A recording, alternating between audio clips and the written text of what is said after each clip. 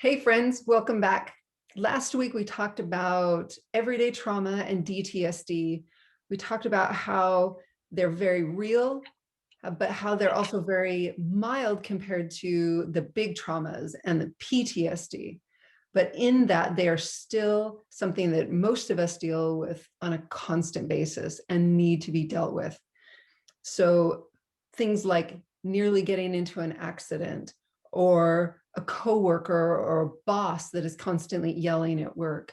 And what's funny is that I saw an article the other day that said yelling at work is not as abnormal, as bad as we used to think. And I'm like, that's Normal? awful. Abnormal? Because, no, it's not. And because just somebody yelling, even if it's not at you, can still be traumatic. It can still be stress inducing. So that article is very off. This last week, we had the joy, in Texas at least, of below freezing temperatures. And it was pipes bursting and power outages and then contaminated water. And we weren't even hit as hard as some people. So there's other towns that you've sure heard on the news who are really, really struggling. This is trauma. It's the little things like waiting, watching the clock, wondering when the power is going to go out again, wondering how long is it going to be out, how cold is it going to get. These things are traumatizing too, but likely nobody's going to go get help for these things. But they are examples of everyday trauma that we deal with. Some examples of DTSD, or daily traumatic stress disturbances, are waking up in the morning with a sense of dread, or difficulty thinking clearly or focusing on something, feeling panicked before a meeting or a call or anything, struggling to reach a healthy weight, feeling worthless. All of these things are examples of DTSD, the daily traumatic stress disturbance. So as we recognize all of these different traumas inside of us, because if you look across your life, you can see them easily, it can start to get a little overwhelming. So what I want to do today is walk through another framework. I call it the life zone framework, but it helps us start dismantling the overwhelm. Because when we are feeling overwhelmed, sometimes it's difficult to just identify what we're feeling. It's just all a blur and it's too big to deal with. So let's rein that in a little bit today, and let's go through an exercise that helps clarify and bring light to difficult experiences and where they belong, so that we can manage the overwhelm and not let it control us.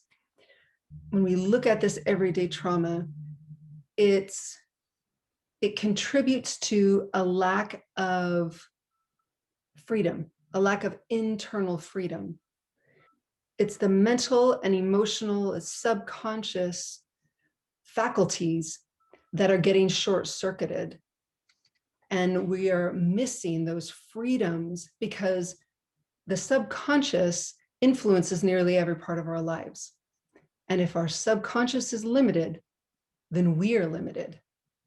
We can't outrun our subconscious. It basically is controlling things underneath the radar. But we can focus specifically on those messages and shift them.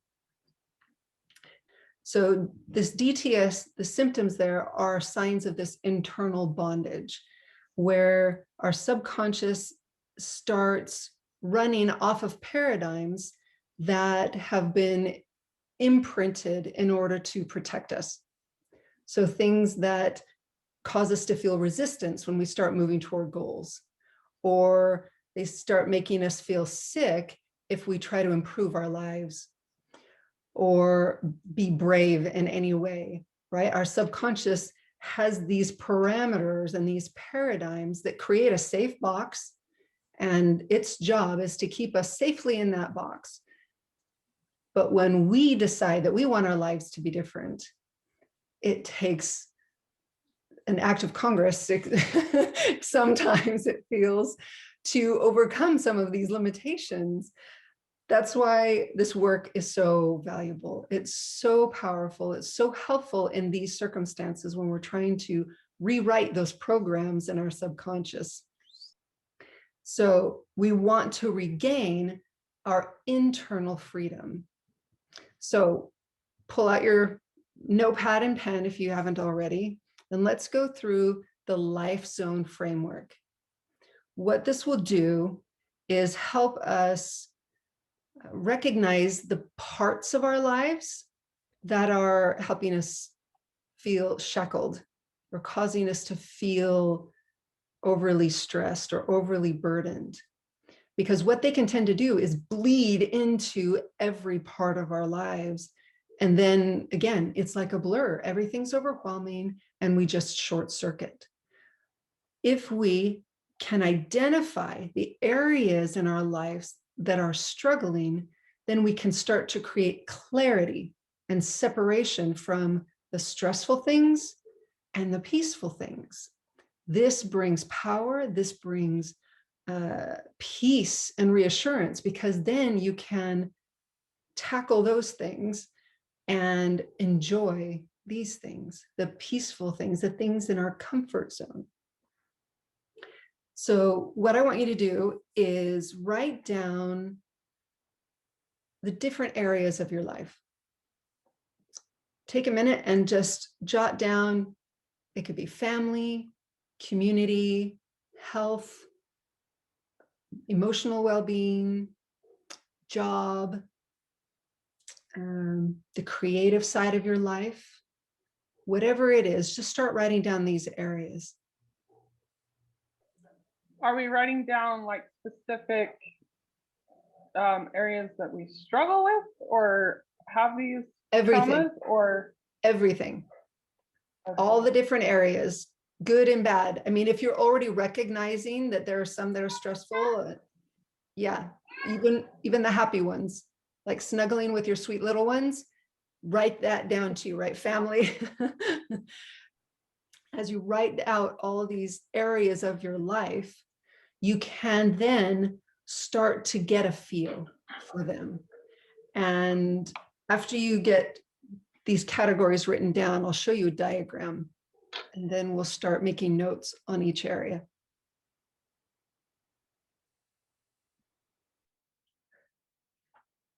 So this is the life zones graph. You've written out your areas of life. And now we want to start rating them. We want to start rating them according to how much stress you feel in that area of your life. So we've got our comfort zone, our growth zone, and our crazy zone.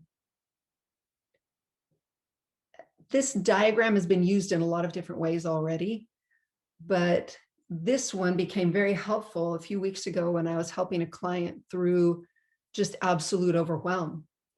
She couldn't identify anything to work on because it was just all a blur.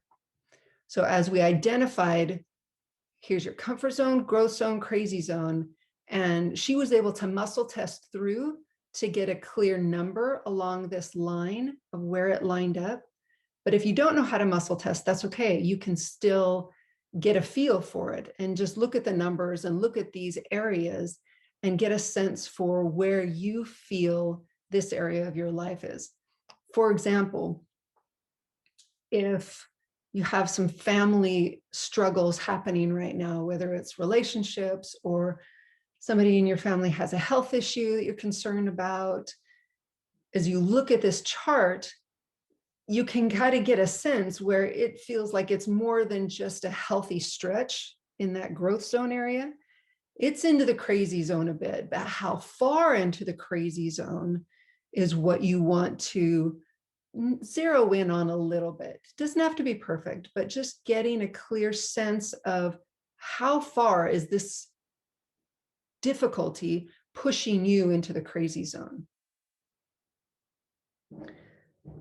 So if you want to write down this circle draw your own diagram, great, or you can take a screenshot. But when you start looking at your areas of your life, there may be one that stands out as the culprit for all your stress. Maybe that one you break down further. With that one, in this gal's example, it was her mom was super sick. She had some struggles with her siblings, thinking about how to manage things as the health was declining in their mom. And then she had a handful of different aspects just in that family category that were positive and negative. And so she zeroed in on that one area of life and did this with. And so she said, being able to spend more time with her mom was wonderful, and it was in the comfort zone. Dealing with the siblings was a little bit more hectic. It was kind of there in the growth zone, but verging on crazy zone. And it's super helpful to be able to break these things apart and identify what's causing stress and what's not.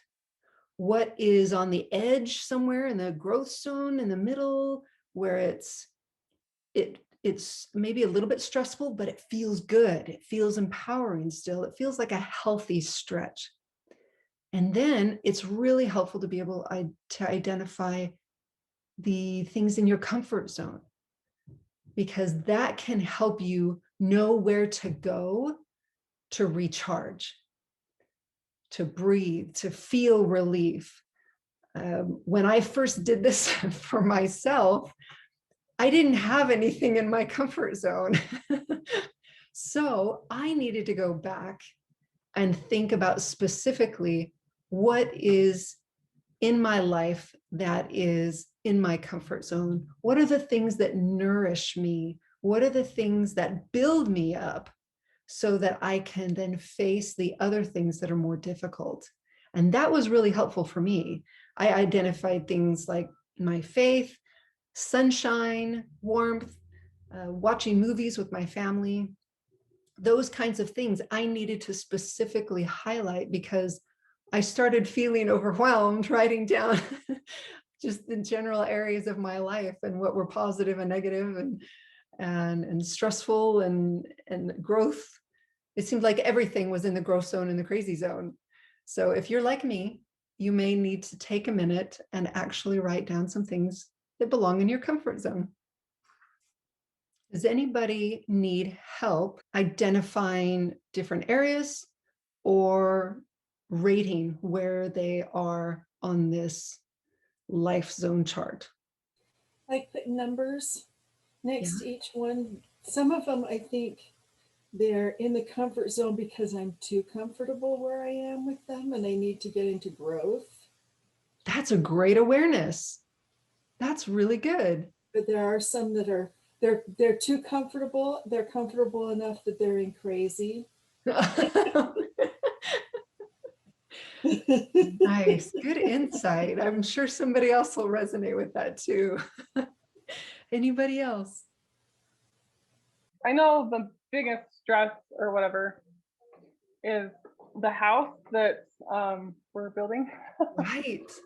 And that causes all the other areas of stress in my life, I think, right now. Yes, exactly. So I don't know, like, if I know there's other little things, but I think that's the main big thing. Is that kind of what we're trying to find? Yes. So that we can work on that? Okay. Yep.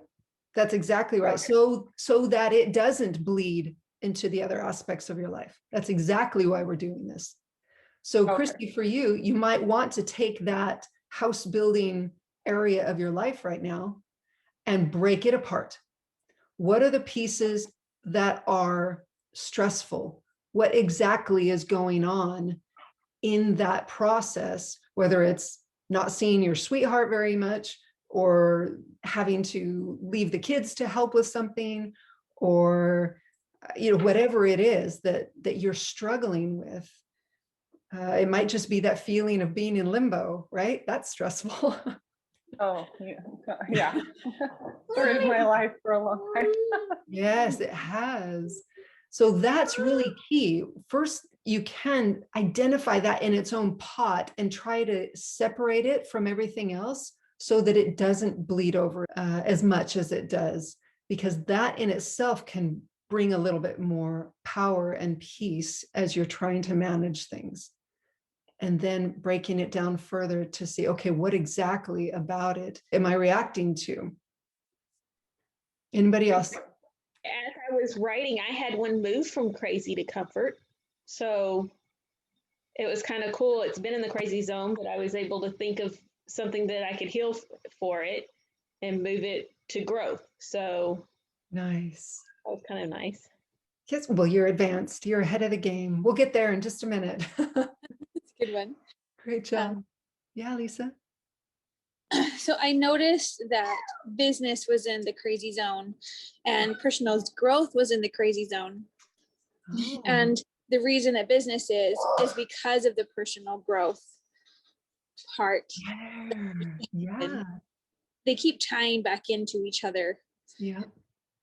The business, the one that was the closest to comfort was just like the home, like basic chores routine Oh, nice. there. And then everything else is either in the growth or the crazy. Friends was 5. That's growth. That's good. Oh, yeah. Oh, but that's a great awareness, recognizing that the business itself may not be pushing itself into the crazy zone, but the personal development side of it was. Yeah. Wow. Okay, that's a great way to separate them and see, okay, what are the good things then? Where actually is business and where actually is personal development? And then be able to narrow in on these ones that we're going to start working on healing in just a minute. Yeah. Good, good, good. Now that you have your areas chosen and you've given them some kind of rating, even if you could only say, this is in my comfort zone, this is in my growth zone, this is in my crazy zone, that's fine. After you have all this in front of you, choose one. Find one piece that is pushing everything into the crazy zone, that's making everything feel crazy or overwhelming. Identify that one thing, narrow in on that.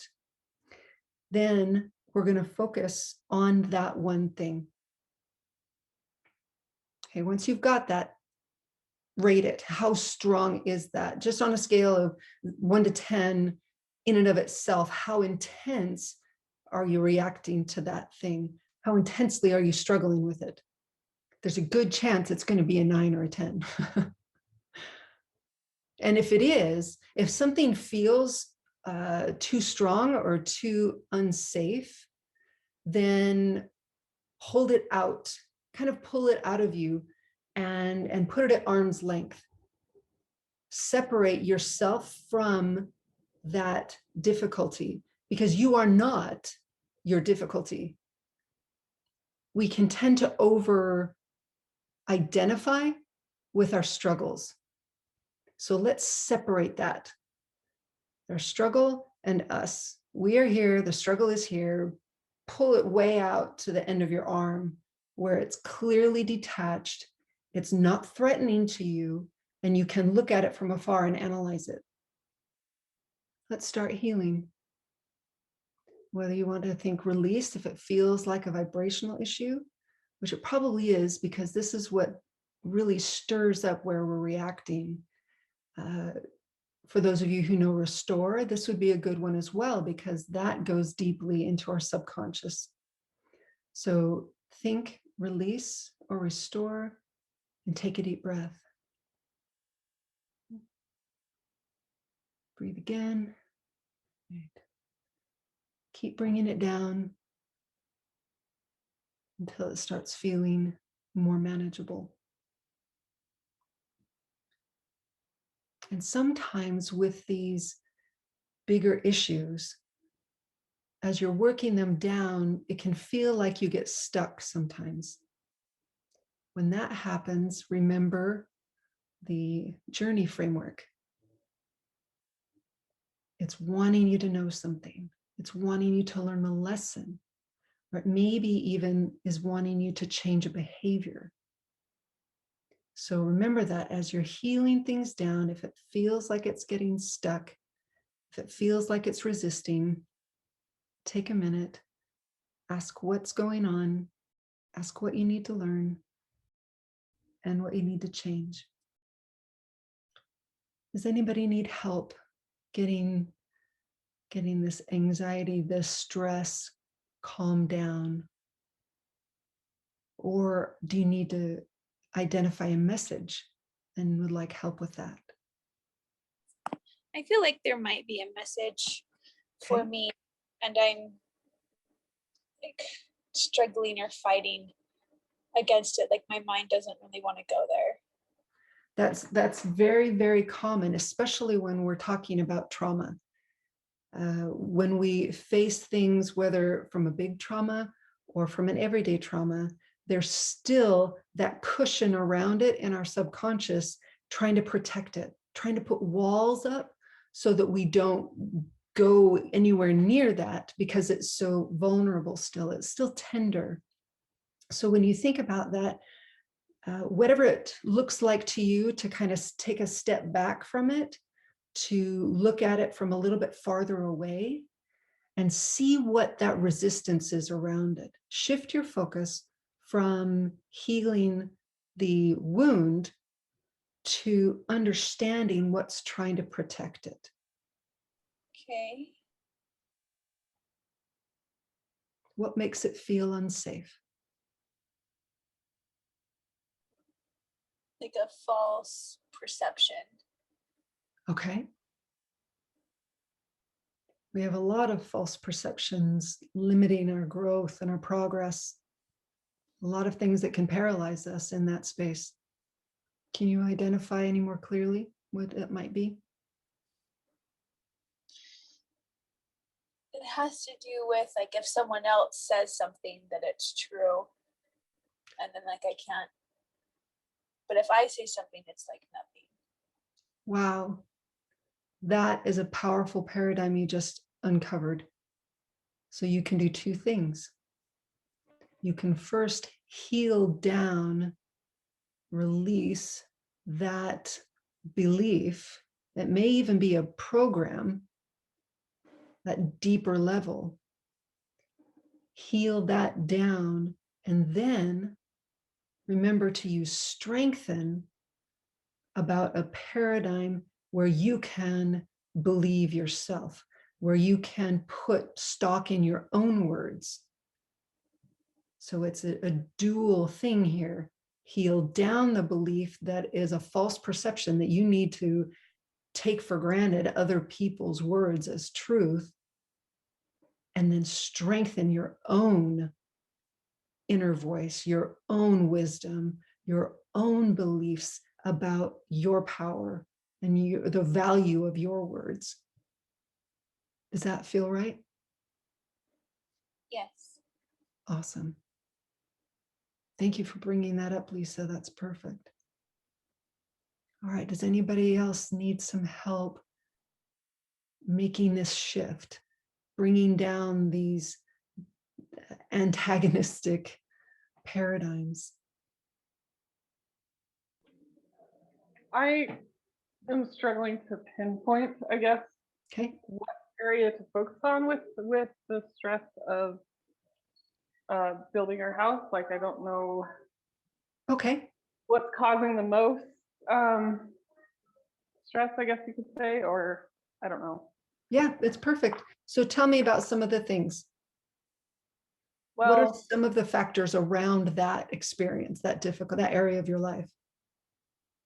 I think the biggest difficulty has been, living in somebody else's house and in their space, and we, we're still living in his parents' house right now, and they're on a mission, but we did live with them before they left on their mission. Right. And I think part of my stress and worry is that we'll still be in their house when they get home. Yeah. And So that's two different things though, right? yeah. So I feel like there's a lot of little things, and so I don't know where, to.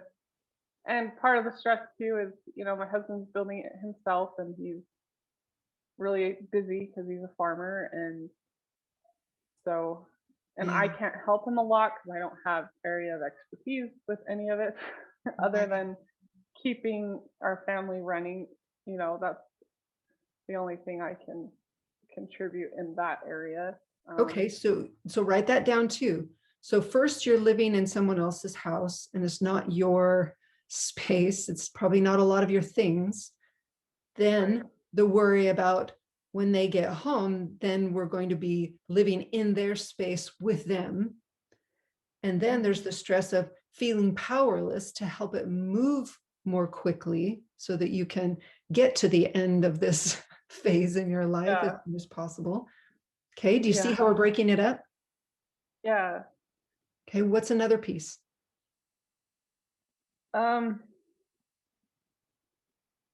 of the, this one's tricky because I love hosting guests and having people, I love that, but sometimes it's stressful. Yeah. For example, I've been so grateful for the help that our friends and family have given us on the house, and his brother and his family have come several times to stay with us to help us, which I'm so gracious and so grateful for. But it can be stressful for me because they have 5 little kids that are like my kids' age, and so we've got all these little kids in the house, and I'm feeding 2 families, and so that can be somewhat stressful for me, even though I enjoy having people stay with me. Does that make sense?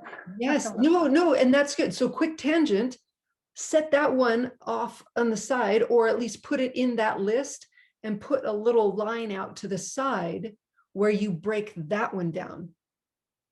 Okay. Right? Because there's things you love about it and there's things that you struggle with. Yeah. So out of this list of building a house and the struggle behind that, then you've got this other piece of, I love to host and treat people, and it's harder right now. So write down off of that all the things that are making it hard, but the positive things too, and put the positive things, right? Label them in your comfort zone. The growth ones, label those, and then the crazy ones, label those and heal those. Yeah. Right? Do you see how we can pick things apart and pick them apart and get down to what's really causing our stress? Yeah. Awesome. Okay. So do you want more help with that list, or do you think you've got it now? I think that kind of helped me a little bit in figuring out how to break it apart, because it felt like just overwhelming because there's so many different facets to it that I didn't know where to start, where to pinpoint anything. Yeah, just write them down as they come to mind. Write everything down. I mean, write down that you miss your sweetheart, that he's so busy you don't get to spend time with him. That one's real too. Yeah. All right, thanks, Christy. Yeah, that's a lot. Bless your heart. Thank you so much. Yeah. So as you work through this list, identifying each little piece that ends up in the crazy zone, whether it's a whole area of your life and you need to break that down even farther, or if it's a really happy place of your life, an area of your life, but there's something that feels heavy in there, break it down and find out what that is, and then heal that. Heal each individual piece that is pushing you into the crazy zone. Because what those are paradigms in your subconscious that are reactive to these different situations that you're experiencing.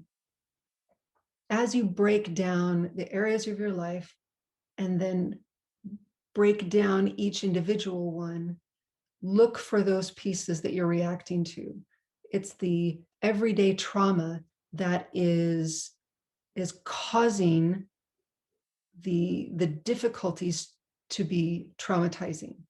It's these symptoms, these difficulties that show up as DTSD that are symptoms that help you identify where the problem is, what's getting triggered, right? The areas of your life, there's good and difficult and mediocre and great and all of these different experiences as you look across the areas of your life. That can be overwhelming. Break it down, rein in the pieces that are in your comfort zone, in your growth zone, and in your crazy zone. And those ones that pop out to the crazy zone, tackle those one at a time. Heal down the reactions, strengthen, like we talked with Lisa, strengthen positive paradigms that can replace those negative ones. Strengthen your ability to answer your own problems, strengthen your perception that you can answer your own problems and find solutions that you need. But this framework, I hope, will bring you clarity. It will be a tool that can help you understand, oh, there are really good things in my life, but I've not been seeing them that way because everything was this big, ugly, overwhelming situation. Separate them out, right? Pull out the wheat from the tares and identify the things that are building your life and focus more on those. Identify the things that are triggering you and causing more stress and taking you into the crazy zone, and resolve those one at a time so that you can feel more peace. You can feel more free to choose how you want to think about something, to choose how you want to feel about something. These limiting paradigms that try to run our lives can be resolved. They are limiting our freedom, but you can resolve them and regain that freedom, that internal freedom, that soul freedom, where your mind and your heart and your life are your own, and you have the freedom to choose how you want to live, love, create, and succeed in the ways that you are wanting to succeed. Keep notes of all these things in your notebook along the week so that you can see your successes. You can recognize your growth and your progress. That is encouraging and can build confidence. So thank you so much for being on the call today. You are so great. I know that you can do this. You can get through your struggles, find the meaning in them, and make the necessary changes so that you are free to choose the way your life is meant to go for you. So have a wonderful week, and we'll see you next time. Thank you, Tiffany. Thank you.